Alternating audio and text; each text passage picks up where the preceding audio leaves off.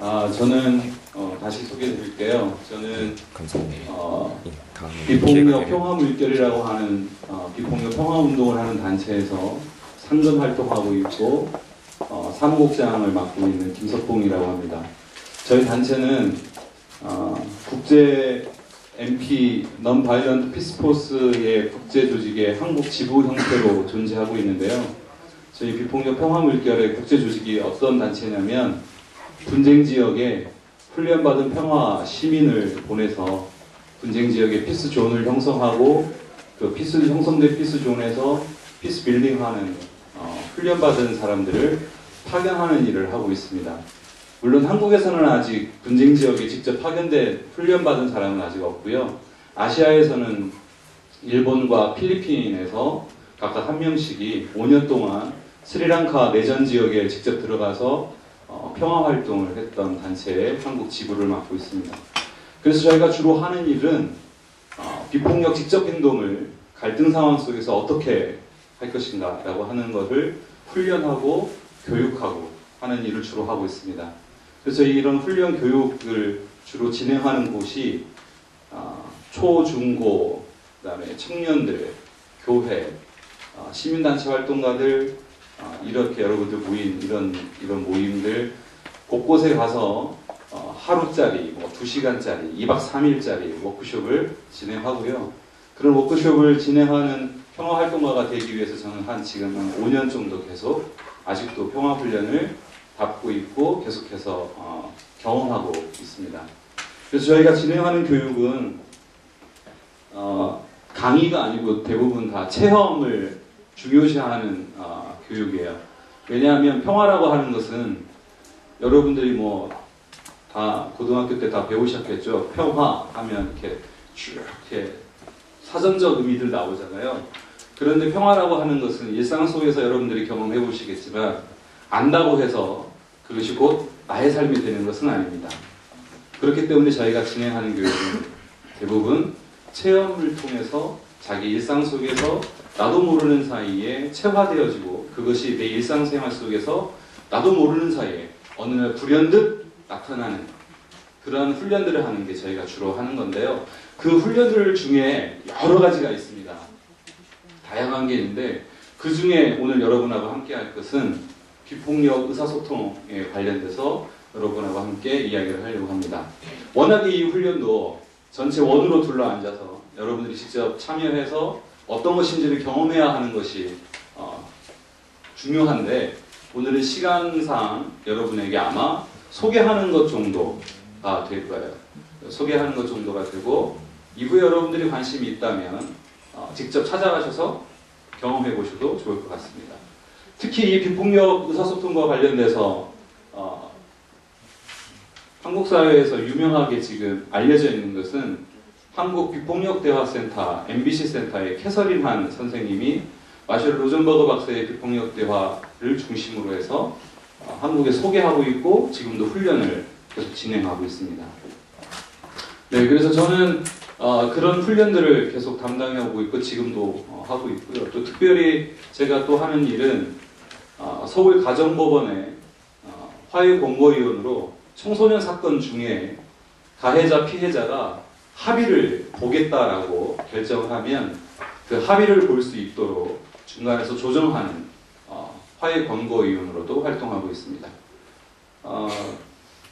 그 화해권고 활동을 해서 가다 보면 가해자 피해자가 서로 자기의 이야기에 그러니까 그렇게 자기 이야기를 하고 싶어 해요. 왜냐하면 자기 이야기를 아무도 들어주지 않는다라고 하는 생각이 다들 깊게 자리 잡고 있기 때문에 모이면 딱 당사자들이 만나면 자기 이야기만 합니다.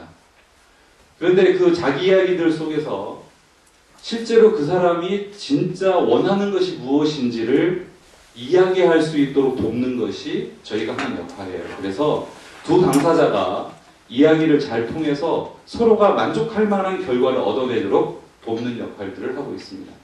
그 과정에서 가장 중요하게 자리 잡고 있는 것이 오늘 여러분에게 소개할 비폭력 의사소통에 관련된 겁니다. 네, 소개가 길었군요. 제가 제 소개를 오래 해본 적도 처음입니다. 네, 저희가 지역아동센터에서 아이들과 함께 진행하는 평화교육 사진입니다. 2년 정도 지역아동센터 6군데에 2년 정도 아이들하고 프로그램을 진행했고요. 실제 이 프로그램에 참여했던 한 학생이 작년에 모 일간지하고 인터뷰를 했는데, 그 참여했던 학생이 굉장히 이렇게 폭력적인 친구였는데, 그 친구가 2년 뒤에, 물론 이걸 그렇게 모든 아이들이 변화됐다 이렇게 말할 수는 없지만 어쨌든 대표적인 사건이었고 신문에 실렸기 때문에 자랑삼아 이야기를 합니다. 그 친구가 교육에 참여시켜 주셔서 감사합니다. 자기가 너무 폭력적이었는데 이제는 공부도 할 수 있게 되었고 친구들하고도 새롭게 만날 수 있는 계기가 되었습니다. 라고 이야기를 한 친구가 저희가 갔던 지역아동센터 평화교육에서 함께 참여했던 친구들입니다. 제가 이 교육하면서 오늘 여러분들하고 의사소통에 관련돼서 이야기를 나누겠지만, 이 교육을 하면서 제가 경험했던 것 중에 여러분들하고 나누고 싶은 것은, 제가 이 교육을 가면서 처음엔 제가 굉장히 평화활동가니까 사람들이 저를 보고 굉장히 평화로운 사람일 거라고 생각을 합니다. 화도 잘 안 내고 무슨 말을 하든지 다 수용하고 대립이나 갈등이 있으면 그 안에 들어가서 뭔가 역할을 하려고 하는 사람으로 오해하는데, 저는 운전하면서 끼어들기도 잘하고요. 내 앞에 끼어드는 차 있으면 속을 욕합니다. 욕도 잘하고요.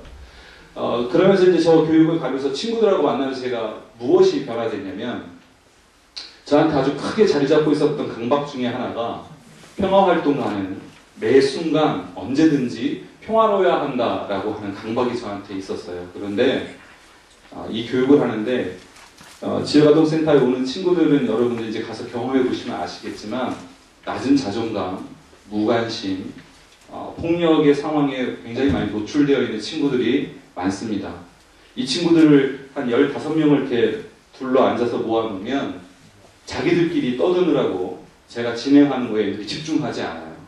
처음에는 아이들이 집중하지 않는 것을 불편하지만, 막 짜증도 나고 불편하지만, 그래 어쩔 수 없지 뭐 애들이 얼마나 열심히 참여하겠어 하고 넘어갔는데, 한 번은 남학생 셋이 여학생 한 명을 계속해서 프로그램 진행하는 동안 2시간 동안 계속해서 놀리는 활동 중에 계속 놀리는 거예요. 그래서 제가 참다 폭발을 해버렸습니다. 이게 그러면 안 되는데, 모든 활동을 중지시키고 그 3명한테 가서 제 목소리 지금 말하는 톤의 한 10배의 톤으로 이 나쁜 너희들 이 4가지 없는 것들, 내가 지금 너희들하고 지금 아무튼 엄청 한 5분을 제가 큰 소리로 떠들었더니, 그 참여하고 있던 아이들이 지금까지 저를 봐올 때 늘 미소 짓고 웃고 장난치고 놀고 했던 그 사람이 갑자기 어느 날 인상 쓰면서 아주 날카롭게 아이들을 지적하고 혼내는 걸 보면서 지금까지 쌓아왔던 모든 게 와르르 무너져버린 경험을 했어요. 그런데 저는 제가 그 순간에 경험했던 것은 와르르 무너졌다는 것에 대한 실망이 아니라, 나도 이렇게 화낼 줄 아는 사람이었구나. 나도 이렇게 화낼 줄 알지. 나도 이렇게 화를 냈어야 되는 거구나. 그런데 화를 어떻게 내야 될까? 이 친구들한테 내가 화났다고 하는 것을 어떻게 표현해야 할까? 그러니까 여러분들 뭐 청소년 시기에 다 경험해 보셨지만, 엄마 아빠가 무슨 말만 하면 이렇게 확 치 받는 말이 있죠. 우리 아들은 제가 이름만 불러도 인상 씁니다. 우리 아들 이름이 승수인데, 승수야! 그러면 딱 인상 쓰고 쳐다봅니다. 그리고 승수야! 그러면 끝내니까, 이게 닌텐도 끝나는 얘기예요. 승수야! 그러면 아빠 일어났어. 그러니까 그런 어떤 자기를 자극하는 그런 말들이 있을 거예요. 그러니까 그런 자극되어지는 상황 속에서 내가 경험한 것은, 나도 그런 자극되는 상황이 충분히 있을 수 있고, 그 자극되는 상황 속에서 내가 지금 화가 났다, 또는 내가 불쾌하다, 내가 짜증난다, 내가 힘이 없다, 서운하다, 아프다, 이런 걸 어떻게 상대방이 내 느낌을 잘 알 수 있게 전달할 것인가. 그거를 제가 늘 교육하면서 사람들에게 강의를 했던 사람인데, 실제로 제가 그 상황에서 제가 선을 그어놨던 그 마지노선을 이렇게 딱 넘어가니까 저도 모르게 폭발했어요. 그래서 그 일이 끝나고 나서 갑자기 분위기 싸해지고 아이들은 어쩌할 바를 몰라서 이제 한마디도 안 하고 조용해져 있는 상황에서 어떻게든 이거 뒷마무리를 해야 되지 않겠습니까? 그래서 얘들아 미안하다. 내가 순간 화가 나서 왜 화가 났냐면 나는 이 시간이 너희들하고 정말 즐겁기를 원했고 재밌었기를 원했는데 내가 기대했던 것만큼 너희들이 따라주질 않아서 내가 몹시 화가 났고 그 화를 참지 못해서 이렇게 소리를 질렀고 냈어요. 미안합니다. 그래서 여러분들이 그럼 이 시간을 어떻게 하면 좋을지 저에게 제안을 해주시면 좋겠습니다. 그래서 한 40분 동안 아이들하고 돌아가면서 이야기를 했습니다. 그런데 이제 그 돌아가면서 이야기를 하면서 아이들이 저에게 해준 말이 저는 아직도 기억에 남는 게 뭐냐면 여러분도 이제 비슷한 경험들을 하시게 될지 모르겠지만 아이들이 그 시간에 그 자리에 오는 것은요 자기가 자발적으로 온 게 아닙니다. 지역아동센터든 뭐 학교는 좀 모르겠어요. 통발을 어떻게 할지. 그 시간에 그 프로그램이 있으니까 가야 해서 오는 친구들이 많습니다. 그러니까 자기 자발성이 아니기 때문에 그 시간이 빨리 지나갔으면 좋겠다. 물론 이제 대학생 형 누나들 또는 언니들이 오니까 기대도 있긴 하지만 그 시간이 매번 즐겁지는 않을 거예요. 아이들이 한 8주차, 10주차 들어가면요 중간에 짜증도 냅니다. 재미없어서 연락도 안 하고 뭘 물어도 답도 안 하고요. 이제 이런 과정들이 자기들한테 존재했다라고 하는 사실을 저한테 이야기를 해주면서 그 시간이 제가 기대했던 것만큼 아이들이 즐겁지는 않았다. 얘들이 즐겁지는 않았구나. 게임할 때는 즐거운데 게임이 아닌 다른 좀 뭔가 좀 진지한 활동을 하려고 하면 이제 진지한 활동이라고 이제 이런 거죠. 전제다 뭐 쓰고 그리고 작업하고 발표하고 이런 거 할 때는 별로 안 즐거워합니다. 이게 보시면 사진 보시면 알겠지만 근데 이렇게 놀이할 때 되면 애들 정말 즐거워해요. 그런데 그런 활동할 때 되면 별로 안 좋아요. 이제 그런 상황들 아이들하고 이제 그 상황들 이야기를 들으면서 내가 이 친구들에게 갖고 있었던 기대, 이 상황이 이럴 거야라고 하는 나의 판단, 이 친구들은 늘 이럴 거야라고 하는 나의 선입견들이 나로 하여금 이 평화 수업을 어떻게 진행해야 한다, 이 평화 수업은 어때야 한다라고 하는 테두리를 쳐놓은 거죠. 이 테두리를 넘어서는 작업들이, 활동들이 아이들 사이에서 일어나기 시작하면 그걸 못 참는 거죠. 이제 여러분들이 가서 만날 친구들에 대한 여러분들의 판단, 선입견, 기준이 어쩌면 여러분들이 그 친구들하고 만나서 소통해야 하는 과정에 큰 걸림돌로 작용할 수도 있을 거예요. 자, 이제 그런 걸림돌로 작용하지 않기 위해서 여러분들이 노력을 좀 하셔야 하는데 그걸 알아보려고 그거에 관련된 이야기를 하려고 몇 가지 준비를 했는데 그 이야기들은 좀 지나가도록 하겠습니다. 이것도 이야기하려고 지나가고요. 이제 여러분들한테 물어보려고 했는 건데 여러분들은 친구들 사이에서 또는 여러분들이 만나는 사람들하고 어느 때 잘 통한다고 느끼십니까? 내가 이 사람하고는 잘 통한다.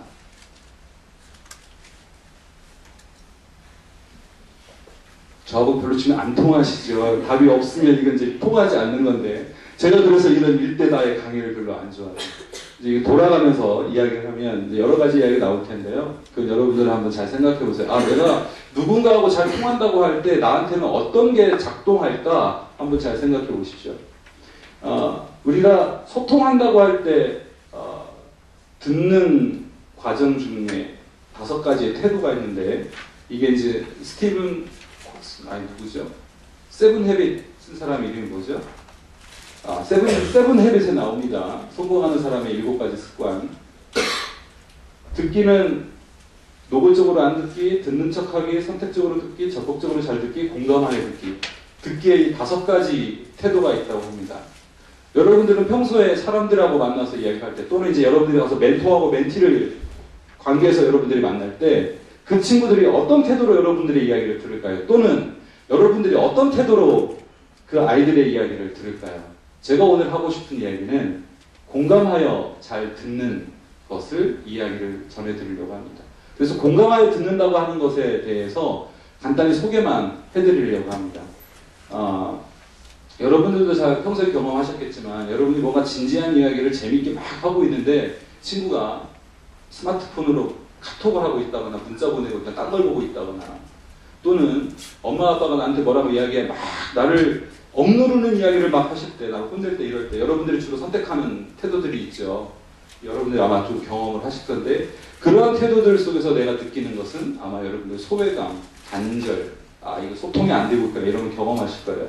그런 태도들이 보이는 게 아마 이 세 가지 듣기 자세에서 보일 겁니다. 그런데 우리가 이야기하려고 하는 건 공감하여 듣기입니다. 자, 이렇게 공감하여 듣기 하는데 방해하는 요소들은 아까 말씀드린 딴짓하는 거, 표정이 없고 딴 데 보는 거. 그런데 중요한 거는 말보다, 목소리 톤보다 60%가 비언어적 요소에 의해서 사람들이 소통할 때 비언어적 요소에 의해서 소통이 되고 있구나 안 되고 있구나를 결정한다는 거죠. 사실은 말의 논리적인 정연함, 객관성, 사실이냐 아니냐 이런 것보다 더 중요한 건 서로 이야기를 나눌 때 이 사람이 어떤 태도로 내 이야기를 듣고 있느냐라고 하는 것이 보다 더 결정적이라고 하는 것입니다. 언어적인 요소들은 여러분 주로 여러분들이 이야기할 때 한번 생각해 보세요. 충고하고 판단하고 분석하고 질문하고 단순화하는 게 우리가 평상시에 이야기할 때 가지고 있는 언어적 습관입니다. 뭐 이야기하면 나도 그런 거 경험해 봤는데 내 경험에 의하면 이게 충고죠. 그 얘기는 이런 거야 판단하고요. 그 얘기에 대해서 어떤지에 대해 늘 분석해주는 친구들도 있습니다. 이런 것이 사실은 아까 말씀드렸던 공감하려고 하는 대화에 큰 방해가 되는데 이런 언어적 태도들이나 비언어적 태도들을 가지게 되는 가장 기본적인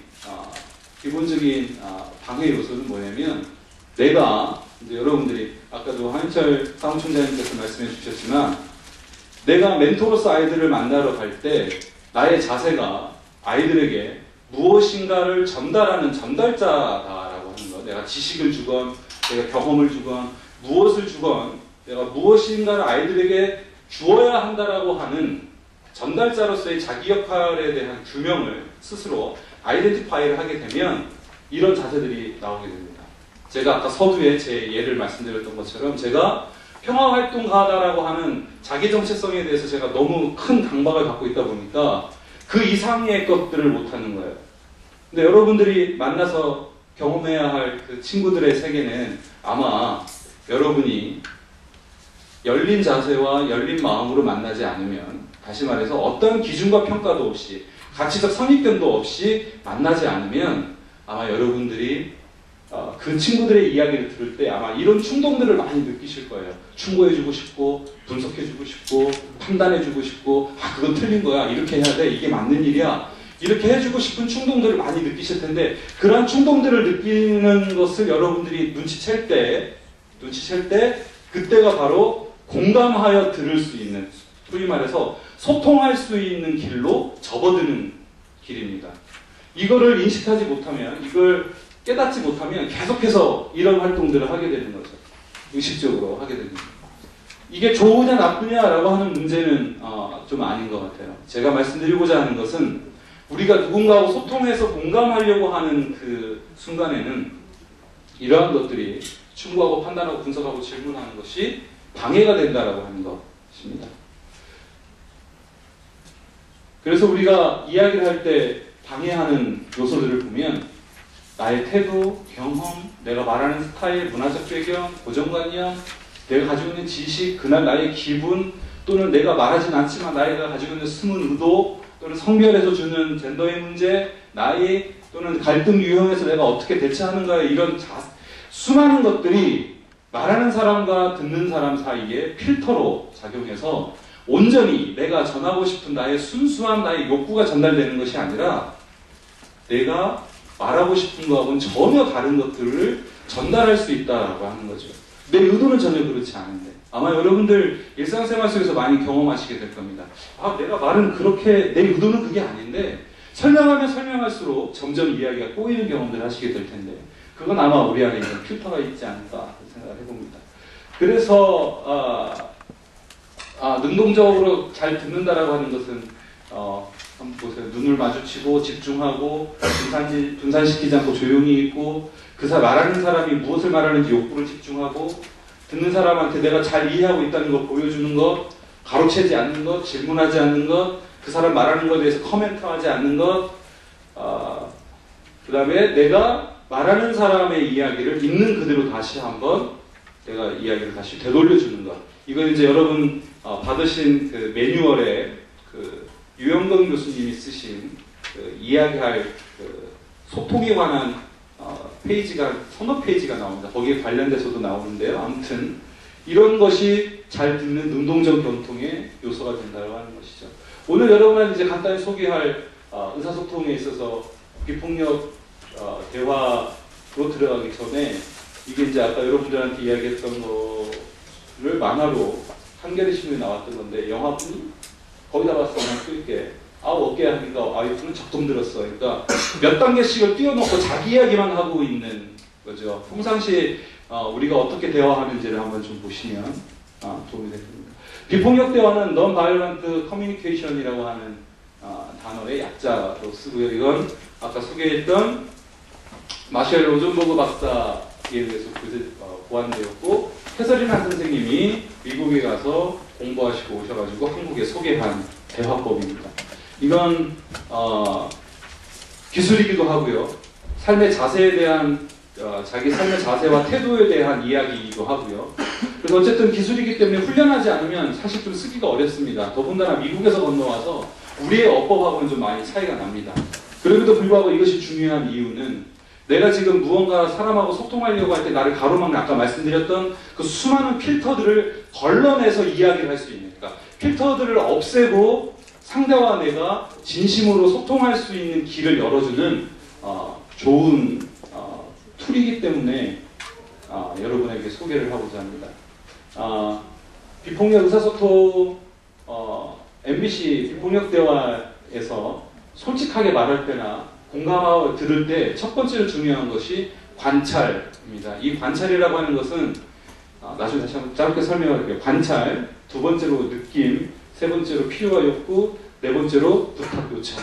MBC의 기본적인 툴은 프로세스는 이렇게 되어 있습니다. 관찰, 내 느낌을 이야기하고 그 느낌 뒤에 숨어있는 욕구를 드러내고 그 욕구를 가지고 상대방에게 요청하거나 나를 표현하는 것.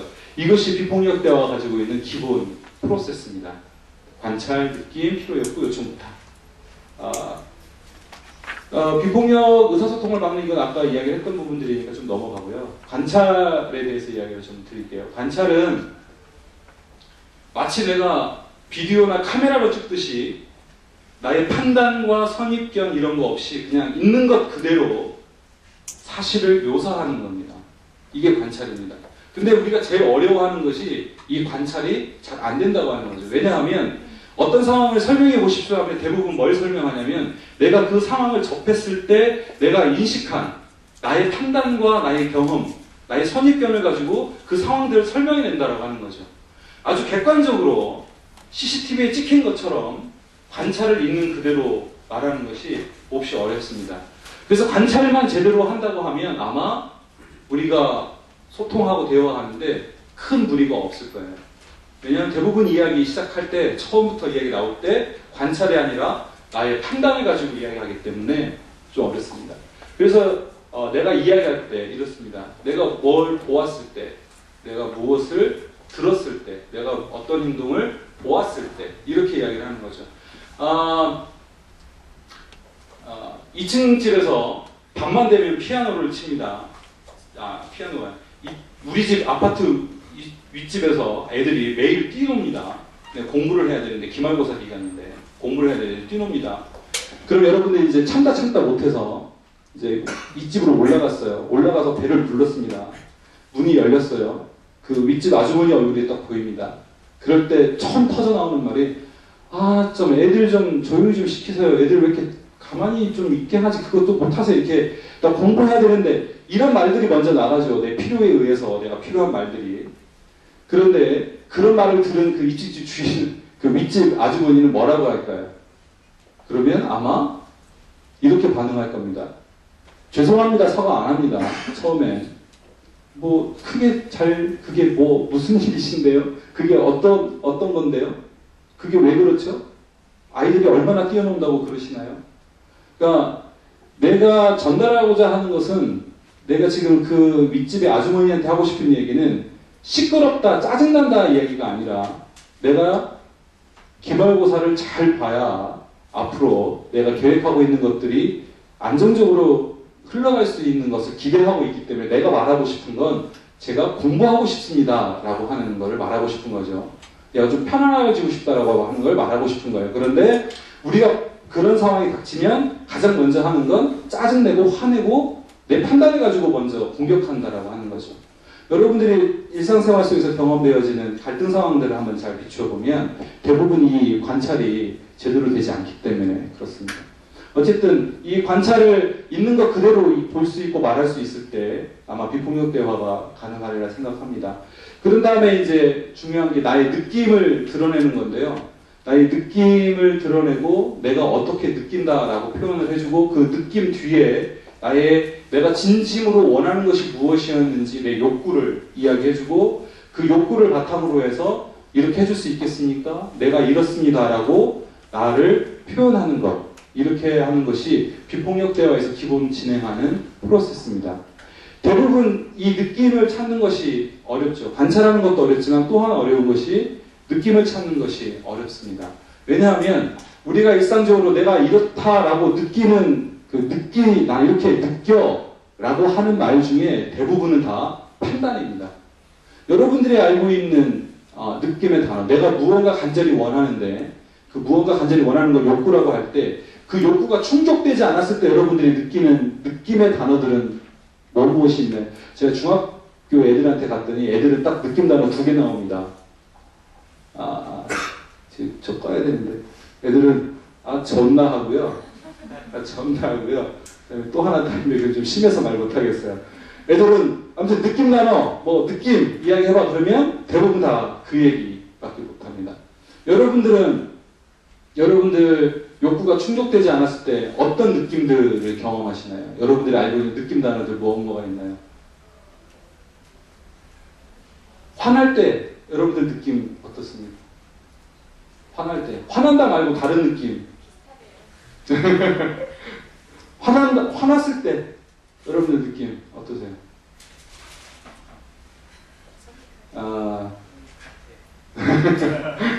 여러분들이 친구하고 별일 아닌 것 같고 지금 막 싸웠어요. 집에 돌아가는 동안 지금 이제 자기 감정을 이렇게 다스리려고 한다. 그럴 때 여러분들 경험에 비추면 그때 어떤 느낌들이 있으십니까? 느낌 단어들 뭐가 있어요? 친구하고 싸웠을 때. 그것도 가장 친한 친구가 내 가장 친한 친구가 내 뒤통수를 쳤습니다. 나의 비밀을 까발리고 다녔어요. 그래서 내가 완전히 지금 친구들 사이에서 매장당하게 생겼습니다. 그때 여러분들 느낌, 어떤 느낌 단어들이 있을까요? 어떤 느낌 단어들? 느낌 단어들. 그럼 여러분들 지금 그런 상황이라면 여러분들은 지금 뭐라고 이야기하실 수 있을까요?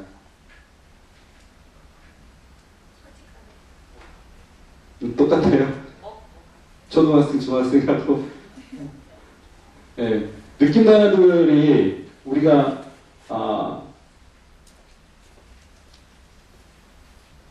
오랫동안 사용하지 않은 단어들은 아닙니다. 이게 다 아는 단어들인데요. 일상생활 속에서 별로 이렇게 잘 쓰지 않는 단어들이에요. 그럴 때 슬프죠. 가슴이 찢어지죠. 비참하죠. 서운하죠. 또 외롭고요. 우울하고요. 이런 단어들이 있습니다. 이런 느낌 단어들을 내가 상대방에게 표현할 때 그때 상대가 나를 판단하고 내가 어떤 놈이야라고 하는 선입견을 가지지 않고 있는 나의 느낌을 그대로 받아줄 수가 있는 거예요. 그런데 우리는 보통 나의 느낌을 이야기하지 않습니다. 지금 내가 어떤지 내 생각만 주로 막 이야기하다 보니까 내가 지금 어떤 느낌을 가지고 있는지 상대방이 모를 때가 많아요. 그런데 느낌을 이야기하게 되면 상대가 제가 지금 싸우려고 하다가도 제가 지금 서글프다고 하는구나, 아프다고 하는구나, 구체적으로 나의 느낌을 알게 될 때 느낌 뒤에 숨어있는 욕구를 발견할 수가 있는 거죠. 이 욕구는 우리 모두가 가지고 있는 아주 보편적이고 일반적인 욕구들입니다. 아름다움, 존중, 사랑, 관심, 우정, 기여, 능력, 평화, 성취, 배움, 성장, 그다음에 공기, 물, 주거, 우리가 일상적으로 갖고 있는 아주 일반적 보편적인 욕구들인데 이 욕구들은 모두에게 다 있어서 서로 부딪히지 않습니다. 다만 우리가 이 욕구를 채우기 위해서 선택하는 수단과 방법으로서의 전략들이 서로 부딪히는 거죠. 그 전략들이 서로 부딪힐 때 우리가 선택하는 방식이 주로 싸움입니다. 그럴 때 선택해서 나오는 단어들은 주로 공격하는 말들이죠. 아니면 설득하려고 하는 거죠. 상대방에게. 내가 가지고 있는 온갖 논리를 다 써서. 그래서 막상 여러분들 경험해 보셨겠지만 설득을 해서 그 사람이 내 말에 설득되어서 그래 네 말이 맞아 라고 해서 그 사람이 전적으로 나의 생각에 공감하거나 동의하진 않죠. 마치 갈릴레오 갈릴레이 돌아서서 지구는 그래도 돈다라고 했던 것처럼 아마 내가 논리 정연하게 내 논리를 세워서 그 사람을 설득했다 하더라도 그 사람하고 나하고 소통되지 않습니다. 왜냐하면 전략들이 싸워서 부딪혀서 이겼기 때문에 다만 내 전략이 진 것뿐이어서 내 욕구는 아직도 남아있는 거예요. 그런데 그 서로의 욕구가 충족되기 위해서는 느낌들이 서로 전달되어지고 그 느낌들 속에서 서로 욕구가 발견되어질 때 그 욕구들이 만나서 전혀 새로운 다른 방식을 선택할 수 있다라고 하는 거죠. 그런데 우리는 지금까지 다른 방식을 선택할 수 있는 대화 방법을 경험해보지 못했다고 하는 겁니다. 왜냐하면 늘 싸워서 이겨야 했거든요. 이긴 사람이 모든 걸 다 획득한다고 하는 승자 독식 방식에만 익숙해져 있기 때문에 우리가 서로가 만족한 걸 얻어낼 수 있는 승승의 방식이 존재한다라고 하는 것. 그것이 대화로 가능하다라고 하는 것을 경험해보지 못했다고 하는 거예요. 제가 아까 서두에 말씀드렸던 가해 피해 폭력 상황에서 제가 경험했던 거 말씀드리고 이제 이야기를 마치겠습니다. 고등학생이 술자리에서 처음 만난 애들이 12명이 술을 마시다가 남학생이 시비를 거는 여학생한테 술잔을 들어서 던졌어요. 그래서 여학생 앞니 2개가 깨졌습니다. 그날 밤에 그 여학생이 경찰에 신고를 했고 그 남학생은 술이 취해가지고 친구들하고 다시 놀러 갔어요. 기분 나빠. 그리고 다시 놀러 갔어요. 여자친구는 경찰에 신고를 했고 경찰이 이 친구를 이제 잡으러 이렇게 왔습니다. 현장에 오니까 이제 그 친구 남학생은 이제 이미 친구들하고 다른 곳으로 옮겨가서 못 잡았는데 어쨌든 이제 뭐 그 다음날 이게 고발이 됐으니까 그 남자친구한테 경찰서 연락이 가서 그 친구가 이제 왔어요. 경찰 돌아와서 이야기를 하는데 뭐 때문에 싸웠는지도 기억을 못합니다. 그런데 지금 일단 앞니 2개는 나왔고요. 여학생은 이제 치료를 받아야 되고 여학생이 고3이었습니다. 그런데 피해자 아버지는 가해자 그 남학생 부모님한테 임플란트를 2개를 해줘야 된다. 그리고 이 아이가 80까지 평균 수명이 된다고 할 때 들어가는 모든 치료비를 물어야 한다고 해서 2천만 원을 요구를 했고요. 근데 이 남학생 집은 꼭 이런 사건 터지면 한쪽 집은 늘 이렇게 가난합니다. 아버지가 사업을 망해가지고 5년째 빚 갚고 있는 집이에요. 어머니가 일하고 있고 아버지는 집도 나가서 어디 계시는지도 모르는. 그러니까 피해자 여학생 아버지가 합의를 하려고 해도 이거 합의가 안 되는 겁니다. 그래서 이게 법원까지 올라왔어요. 서로 감정의 골은 이미 깊어질 대로 깊어졌습니다. 피해자 아버지는 가해자 집이 이 사건을 해결하려고 하는 의지가 전혀 없는 사람들이다. 이 사람들 아주 못된 사람들이고 이 사람들 내 얘기를 한 번도 귀담고 듣지 않은 사람들이고 책임성도 없고 문제를 회피하려고 하는 사람들이다. 이게 피해자 아버지가 가지고 있는 판단, 생각들. 가해자 그 어머니는 우리가 할 수 있는 한 최선을 다했습니다. 우리가 할 수 있는 건 500이고요. 500 이상은 저희는 어쩔 수 없습니다. 못합니다. 그러면 우리 아이는 그냥 자기 책임으로 지고 얘는 소년은 가도 어쩔 수 없습니다. 이게 그 어머니가 선택할 수 있는 마지막 방법이었어요. 그런데 서로 이 이야기를 판사 앞에서 막 싸우는 거죠. 2천만 원 안 주면 이거 뭐 합의 못합니다. 가해자 어머니는 우리가 줄 수 있는 500밖에 안 됩니다. 우리도 계산 못합니다. 말을 이렇게 서로 편안하게 안 했습니다. 현장에서는 아주 목소리 크게 싸웠어요.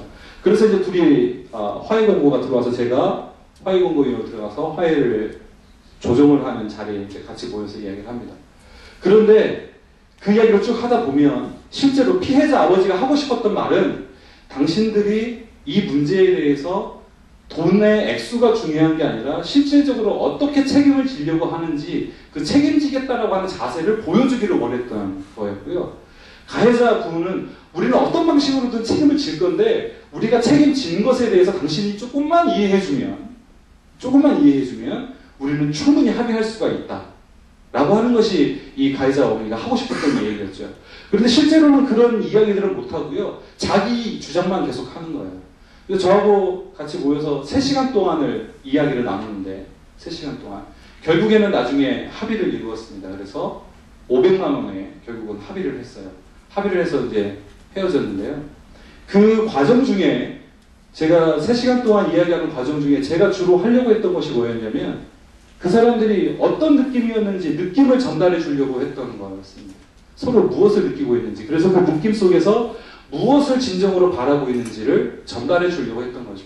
둘 사이에서는 너무 각이 첨예해서 중간에 제가 중립지대로 들어가서 중립성을 지키면서 두 당사자들이 이야기를 잘할 수 있도록 조정해 주는 역할을 했습니다. 비폭력 대화에서 중요한 것은 자기 욕구에 드러나는 표현의 방식으로서의 느낌을 상대방에게 가장 적절하게 잘 말할 수 있을 때, 그리고 그 당한 우리가 처해 있는 상황을 판단과 선입견과 어림짐작 뭐 이런 것이 없이 그냥 있는 그대로 솔직하게 이야기를 하고 그 안에서 나의 느낌을 이야기하고 그 느낌들이 숨어있는 나의 욕구를 이야기할 때 우리가 소통되어질 수 있다라고 하는 것이 비폭력 대화의 이야기입니다. 이건 여러분들하고 시간이 더 있으면 조금 더 이야기를 해드리고 싶었는데요.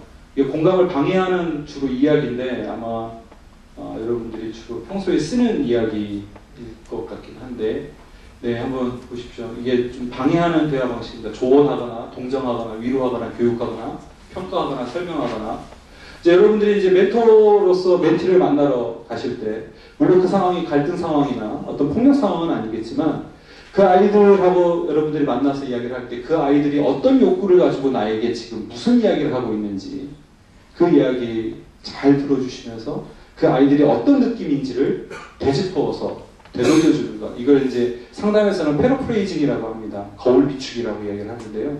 아, 네가 지금 그러면 많이 지치고 힘들다는 거니? 그래서 네가 하고 싶은 건 좀 쉬고 싶은 거야? 너가 지금 쉬고 싶은 거구나.